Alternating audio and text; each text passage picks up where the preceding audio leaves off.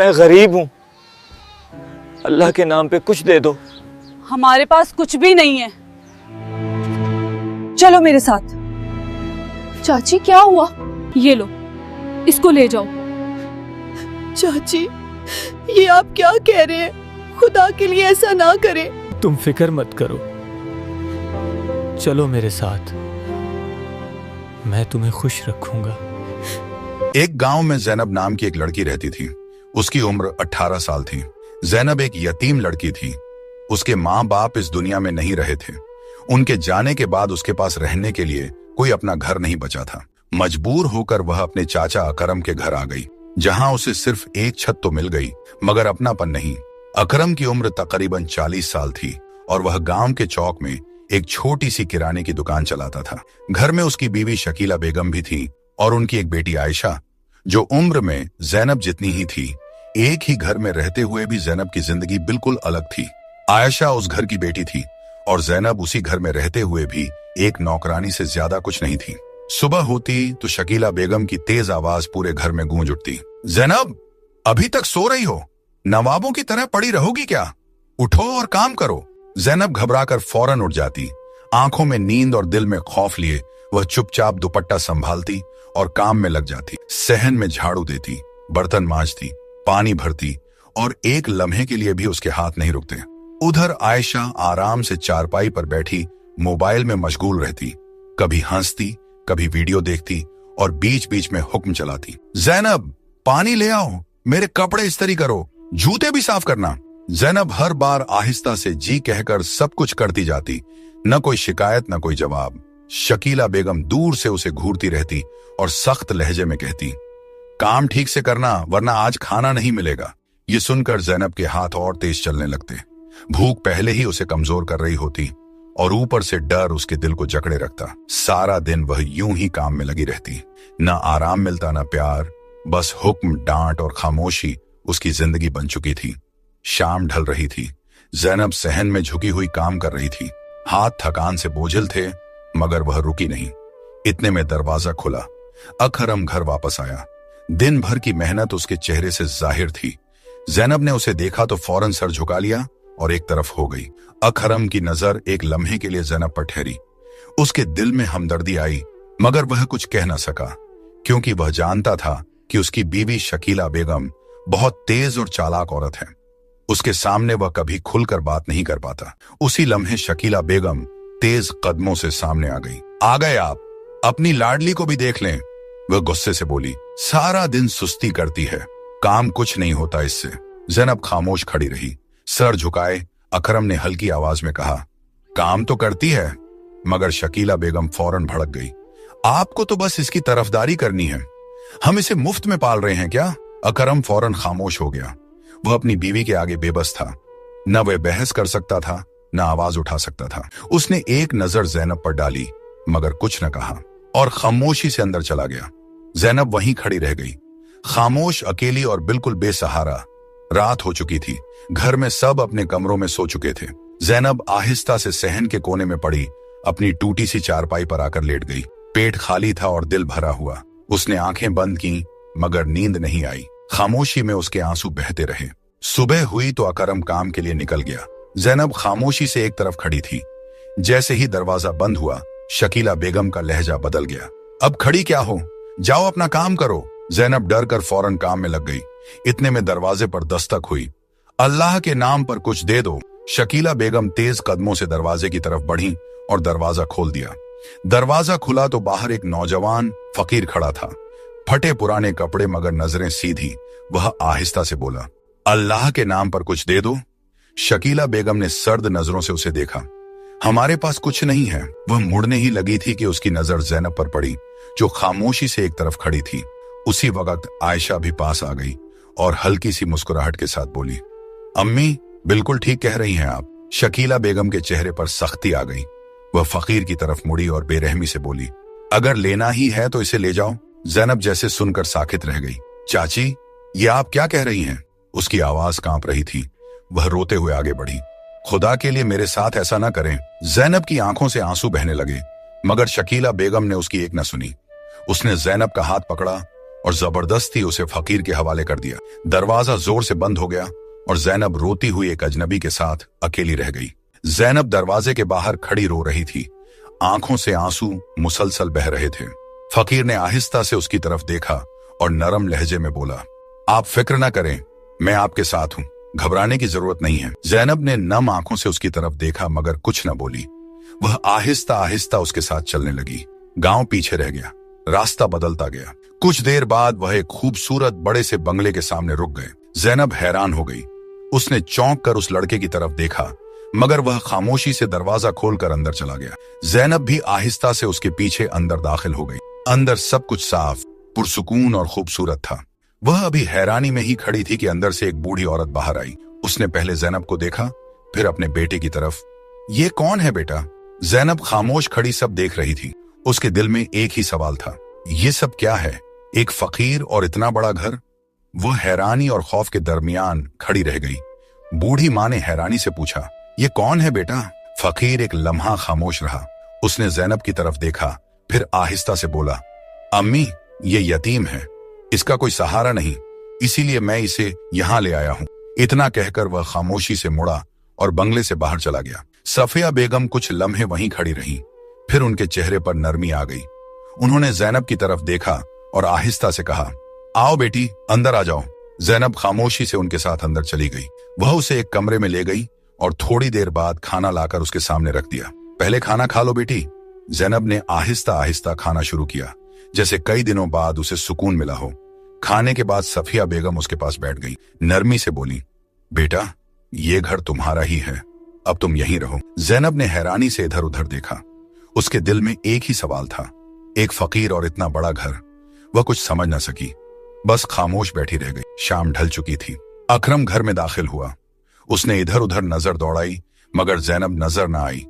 वह रुक कर बोला, जैनब कहाँ है? शकीला बेगम ने बेपरवाही से जवाब दिया, मैंने उसे भेज दिया है। अकरम चौंक गया। कहाँ भेज दिया? वह सर्द लहजे में बोली, एक फकीर आया था, उसी के साथ। अकरम के चेहरे का रंग बदल गया। आपने ये क्या कर दिया? वह अकेली लड़की थी। शकीला बेगम ने सख्ती से कहा, मुझे सब मालूम है क्या करना है। फिर आयशा की तरफ देखकर बोली, मेरे लिए मेरी अपनी बेटी काफी है। अकरम कुछ लम्हे खामोश खड़ा रहा। वह कुछ कहना चाहता था मगर कह न सका। उसके चेहरे पर बेबसी और परेशानी साफ नजर आ रही थी। दूसरी तरफ रात हो चुकी थी। बंगले में खामोशी फैली हुई थी। सफिया बेगम ने नरमी से कहा, बेटा, तुम आराम करो। वह जैनब को साथ लेकर एक कमरे में गई। कमरा साफ सुथरा और पुरसुकून था। उन्होंने आहिस्ता से कहा, बेटा, यहां आराम करो। जैनब खामोशी से बिस्तर पर बैठ गई। सफिया बेगम दरवाजा हल्के से बंद करके चली गई। कमरे में खामोशी छा गई। जैनब इधर उधर देखती रही। उसके जहन में एक ही बात घूम रही थी, इतना बड़ा घर और वह फकीर, यह सब क्या है? वह कुछ समझ न सकी। आहिस्ता आहिस्ता उसकी आंखें बंद होने लगीं और वह वहीं सो गई। जब सुबह हुई तो सफिया बेगम कमरे में आई। बेटा उठो, सुबह हो गई है। जैनब उठकर बाहर आई और सहन में जाकर बैठ गई। कुछ देर बाद सफिया बेगम नाश्ता लेकर आई। ये लो बेटा, नाश्ता कर लो। जैनब खामोशी से नाश्ता करने लगी। नाश्ते के बाद जैनब ने हिम्मत करके पूछा, अम्मा, मुझे कुछ समझ नहीं आ रहा, वो फकीर कौन है और ये बंगला? सफिया बेगम कुछ लम्हे खामोश रहीं, फिर आहिस्ता से बोली, बेटा, मैं भी सब कुछ नहीं जानती। वह एक लम्हा रुकी। वह बस अपना काम करता है, ज्यादा बातें नहीं बताता। उन्होंने नरमी से जैनब की तरफ देखा। तुम फिक्र न करो, वक्त के साथ सब समझ आ जाएगा। जैनब खामोश हो गई मगर उसके दिल में सवाल अब भी बाकी थे। जैनब आहिस्ता आहिस्ता उस घर के कामों में लग गई। वह अक्सर सफिया बेगम से कहती, अम्मा, आप आराम करें, मैं कर लेती हूँ, और फिर खामोशी से काम में मशगूल हो जाती। सफिया बेगम उसे देखती रहती। उनके चेहरे पर नरमी आ जाती मगर जैनब के दिल में सुकून के साथ एक उलझन भी थी। वह जब भी इस बड़े से बंगले को देखती, उसके जहन में वही सवाल उभरता, वह फकीर कौन था और ये सब क्या है? वह कई बार कुछ पूछने का सोचती मगर फिर खुद ही खामोश हो जाती, और इसी खामोशी के साथ वह आहिस्ता आहिस्ता इस नई जिंदगी का हिस्सा बनती गई। दूसरी तरफ घर में आहिस्ता आहिस्ता बातें शुरू होने लगी। शकीला बेगम ने एक दिन कहा, अब आयशा बड़ी हो गई है, उसकी शादी कर देनी चाहिए। अकरम खामोशी से सुनता रहा, फिर आहिस्ता से बोला, अगर कोई अच्छा रिश्ता मिल जाए तो ठीक है। आयशा एक तरफ बैठी थी। उसके चेहरे पर हल्की सी खुशी नजर आ रही थी। चंद ही दिनों बाद पड़ोस से एक रिश्ता आ गया। शकीला बेगम ने जल्दी से हाँ कर दी और घर में शादी की तैयारियां शुरू हो गईं। चंद दिन बाद आयशा की शादी हो गई। घर में सादा सी तैयारी हुई। चंद करीबी लोग जमा हुए और खामोशी से ये रस्म मुकम्मल हो गई। रुखसती का वक्त आया। आयशा की आंखों में आंसू थे। वह एक लम्हे के लिए रुकी, फिर आहिस्ता से अपने घर को देखा और खामोशी से रुखसत हो गई। वह अपने ससुराल चली गई। जिस लड़के से उसकी शादी हुई उसका नाम इमरान था। बज़ाहिर वह ठीक लगता था, नरम लहजा, सीधा सा अंदाज, मगर हकीकत में वह एक लापरवाह और आवारा मिजाज लड़का था और ये बात अभी किसी को मालूम नहीं थी। शादी के कुछ दिन गुजर गए। शुरू में सब ठीक था। आयशा आहिस्ता आहिस्ता अपने नए घर में रहने लगी। घर में इमरान, उसकी माँ रुकैया बेगम और ससुर हाजी सलीम थे, मगर वक्त के साथ रवैये बदलने लगे। रुकैया बेगम अब आयशा को गौर से देखती, फिर एक ठंडी सांस लेकर कहती, तुम्हें घर का काम भी ठीक से नहीं आता। कभी रोटी देखकर कह देती, ये भी कोई पकाने का तरीका है, और कभी धीरे से ये जुमला कह देती, लगता है तुम्हें किसी ने कुछ सिखाया ही नहीं। उनके अल्फाज ज्यादा नहीं होते थे, मगर दिल पर असर छोड़ जाते थे। उधर इमरान भी बदलने लगा था। वह अक्सर देर से घर आता और आते ही खामोशी इख्तियार कर लेता। आयशा से बात करना जैसे उसके लिए जरूरी ही न रहा हो। घर में होते हुए भी एक फासले का एहसास रहता। आयशा सब कुछ खामोशी से सहती रही और दिल ही दिल में यही सोचती रही कि शायद वक्त के साथ सब ठीक हो जाए। दूसरी तरफ कुछ महीने गुजर गए। जैनब अब उस घर के काम संभालने लगी थी और खामोशी से सफिया बेगम का हाथ बटाती रहती, मगर उसके दिल के सवाल अब भी वैसे ही थे। एक रात दरवाजे पर हल्की सी दस्तक हुई। जैनब ने दरवाजा खोला और एक लम्हे के लिए रुक गई। सामने वही फकीर खड़ा था, उसी सादे हाल में। वह कुछ कहे बगैर अंदर आ गया। सफिया बेगम के चेहरे पर सुकून आ गया। आ गए बेटा। रात खामोशी में गुजर गई। न उसने कुछ बताया, न किसी ने कुछ पूछा। जैनब सारी रात उलझन में रही। ये सब क्या है? जब सुबह हुई तो वही फकीर उठा। सफिया बेगम नाश्ता ले आईं। वह खामोशी से नाश्ता करने लगा। फिर उसने अपनी मां की तरफ देखा और आहिस्ता से कहा, अच्छा अम्मा, मैं चलता हूं, और बिना कुछ कहे वहां से चला गया। जैनब दरवाजे पर खड़ी उसे जाता देखती रही। उसके दिल के सवाल अब और भी बढ़ गए थे कि आखिरकार ये फकीर कौन है। जैनब आहिस्ता आहिस्ता अंदर आई। उसके चेहरे पर उलझन साफ नजर आ रही थी। वह सफिया बेगम के पास आकर रुक गई और हिचकिचाते हुए बोली, अम्मा, ये कौन है? सफिया बेगम ने एक लम्हा उसे देखा, फिर नरमी से बोली, बेटा, हर बात का एक वक्त होता है। वह थोड़ी देर रुकी। जब वक्त आएगा तुम्हें सब खुद समझ आ जाएगा। अभी परेशान होने की जरूरत नहीं है। जैनब खामोश हो गई, मगर उसके दिल को तसल्ली न मिली। वह कुछ समझ न सकी। ये सब क्या है? वह फकीर कौन है? ये सवाल उसके दिल में वैसे ही रह गए। दूसरी तरफ वक्त के साथ आयशा के लिए हालात बदलने लगे। रुकैया बेगम का रवैया सख्त हो गया और इमरान भी बात बात पर नाराज रहने लगा। घर का माहौल बोझिल हो गया था। आयशा खामोशी से सब सहती रही। एक दिन खाने में नमक कुछ ज्यादा हो गया। बात छोटी सी थी, मगर वहीं खत्म न हुई। रुकैया बेगम ने सख्त लहजे में आयशा को टोक दिया। आयशा घबरा गई। वह आहिस्ता से कुछ कहने लगी, मगर बात बढ़ती चली गई। उसी दौरान इमरान घर आ गया। उसने आते ही बात सुनी और बिना कुछ समझे आयशा पर गुस्सा हो गया। आयशा अपनी सफाई देना चाहती थी, मगर उसने एक न सुनी। गुस्सा उसके काबू में न रहा और उसी गुस्से में उसने आयशा को तलाक दे दी। एक लम्हे में सब कुछ खत्म हो गया। आयशा साखित खड़ी रह गई। आंखों में आंसू थे, मगर अब कुछ बाकी नहीं था। इमरान ने धक्का देकर आयशा को घर से बाहर निकाल दिया। दरवाजा उसके पीछे बंद हो गया। आयशा कुछ लम्हे वहीं खड़ी रह गई। आंखों से आंसू बह रहे थे, मगर अब उसके पास वापस जाने का कोई रास्ता नहीं था। वह आहिस्ता आहिस्ता अपने घर की तरफ चल पड़ी। कुछ देर बाद वह अपने घर पहुंच गई। दरवाजा खुला। शकीला बेगम की नजर उस पर पड़ी तो वह घबरा गई। क्या हुआ? आयशा की आवाज भर आई, अम्मी, मुझे तलाक हो गई। ये सुनते ही शकीला बेगम साखित रह गई। उनकी आंखों में आंसू आ गए। घर में खामोशी छा गई। शाम को जब अकरम घर आया, उसने आयशा को इस हाल में देखा तो परेशान हो गया। बेटी, क्या हुआ? आयशा ने रोते हुए सब कुछ बता दिया। अकरम खामोश हो गया। उसके चेहरे पर फिक्र और बेबसी साफ नजर आ रही थी। उधर शकीला बेगम एक तरफ बैठी थी। उनके दिल में पहली बार पछतावे की चुभन महसूस होने लगी। जब सुबह हुई तो घर का माहौल बोझिल था। अकरम सबसे ज्यादा परेशान था। वह इस सदमे को बर्दाश्त न कर सका। खामोश बैठा था कि अचानक उसने अपने सीने पर हाथ रखा और दर्द से तड़प उठा। आयशा और शकीला बेगम घबराकर उसकी तरफ भागी, मगर वह कुछ न बोल सका। चंद ही लम्हों में वह इस दुनिया से चला गया। आयशा और शकीला बेगम उसे पकड़कर रोती रह गईं। घर में कोहराम मच गया। शोर सुनते ही गांव वाले अकरम के घर में जमा होने लगे। देखते ही देखते घर लोगों से भर गया।